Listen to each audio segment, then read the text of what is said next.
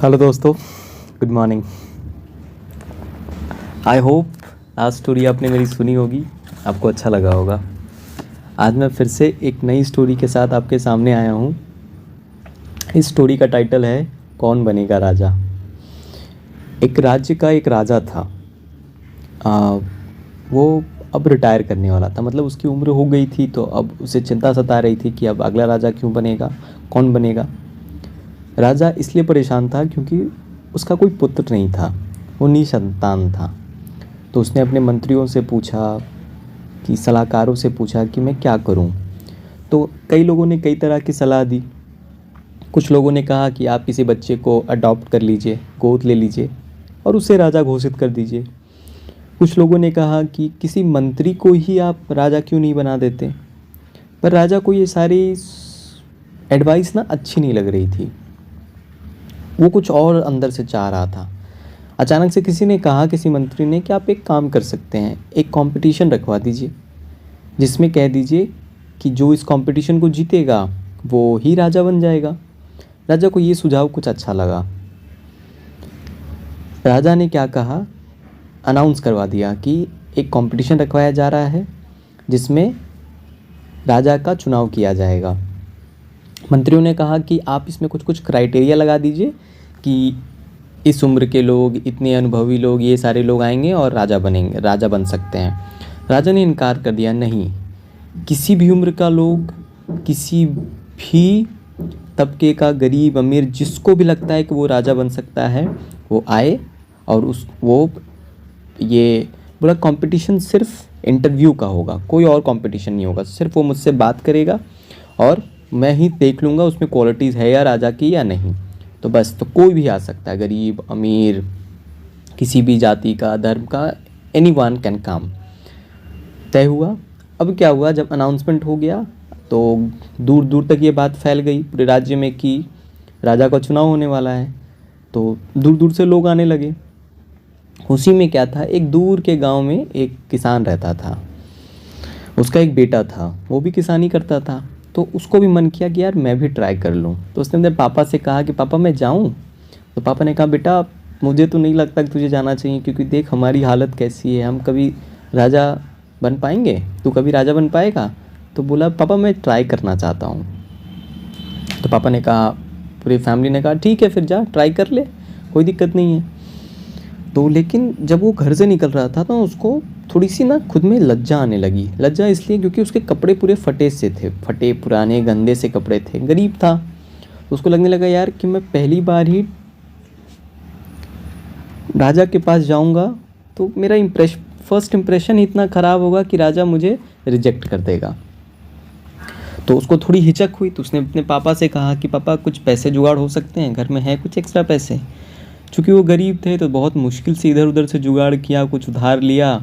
और फिर उन्होंने कहा, पूरे कपड़े तो नहीं हो पाएंगे, लेकिन ले एक जैकेट सिलवा ले, तू जैकेट खरीद ले बाज़ार से। तो वही हुआ कि उसने एक सुंदर सी जैकेट खरीदी और अपने वही फटे पुराने पैंट शर्ट गंदे से उसी में बाल वाल बना लिए और पहन करके निकल पड़ा। थोड़ा बहुत राशन वाशन ले लिया था कि रास्ते में खाने को हो जाएगा। और फिर वो बैलगाड़ी या जो भी सुविधा थी उससे वो राजमहल की ओर चल पड़ा। राजमहल वाला शहर आ गया जैसे ही, तो वहाँ पर टांगे वाले ने उसे उतार दिया। अब वो पैदल वहाँ से उसको जाना था राजमहल तक। तो रास्ते में जैसे ही जा रहा था तो वहाँ पे उसको एक भिखारी दिखा और भिखारी ठिठुर रहा था, ठंड का दिन था। तो ठिठुरते हुए उसने ये भिखारी के पास पहुँचा, देखा उसको। तो भिखारी कहा, बेटा कुछ मदद कर दो। बोला, क्या मदद चाहिए बाबा। तो इसने अपना खाना वाना दिखाया। बोला, नहीं मुझे खाना नहीं चाहिए, वो तो मेरे पास है, मुझे ना बहुत ठंड लग रही है तो मुझे कुछ ओढ़ने के लिए दे दो।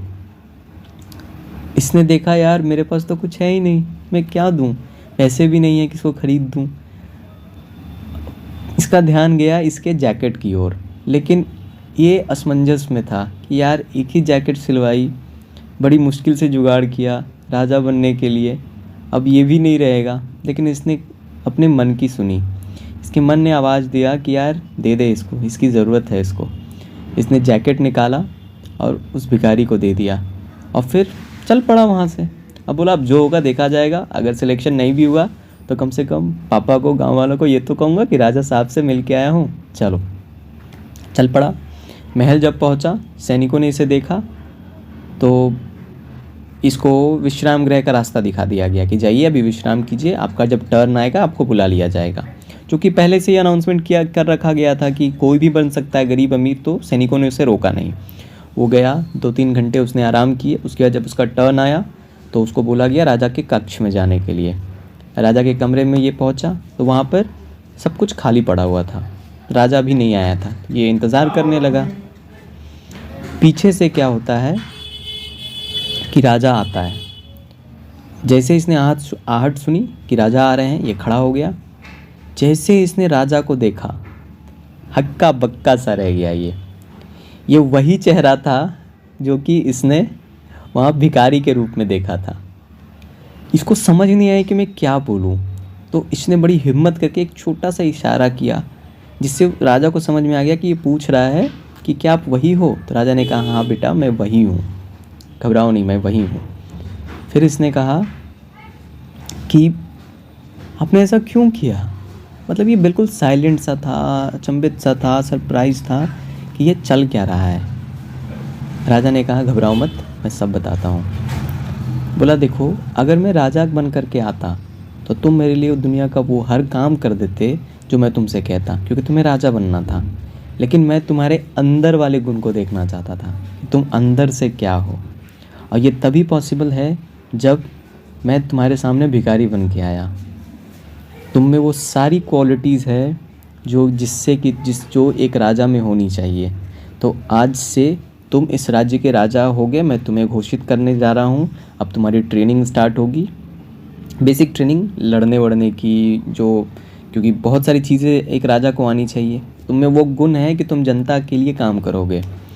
तो दोस्तों, कहा जाता है ना कि हम दुनिया में बहुत चीज़ें कमाते हैं, कभी कभी ना दुआएं भी कमा लेनी चाहिए। कई बार होता है हमारे साथ कि हम कुछ कंपटीशन देते हैं, कुछ काम करते हैं और थोड़े थोड़े से के लिए हमारी चीज़ें अटक जाती है। तो वो जो थोड़ा थोड़ा होता है ना, वो शायद दुआओं से निकल जाए, जिसको हम लक फैक्टर कहते हैं। तो स्टार्ट गिविंग। कहते हैं ना, if you want love in our life we should start giving love to others. तो whatever we give we get in return. दीजिए, देखिए भगवान सबको देख रहा है। So with this I end my story. Thank you so much इस channel पे मुझे इतना टाइम देने के लिए। Bye bye. बहुत जल्द एक नई स्टोरी के साथ मिलेंगे। और अगेन, ये सोर्स इसका यूट्यूब चैनल ही था कोई, जहाँ से मैंने ये स्टोरी सुन रखी थी। Thank you so much. Bye bye.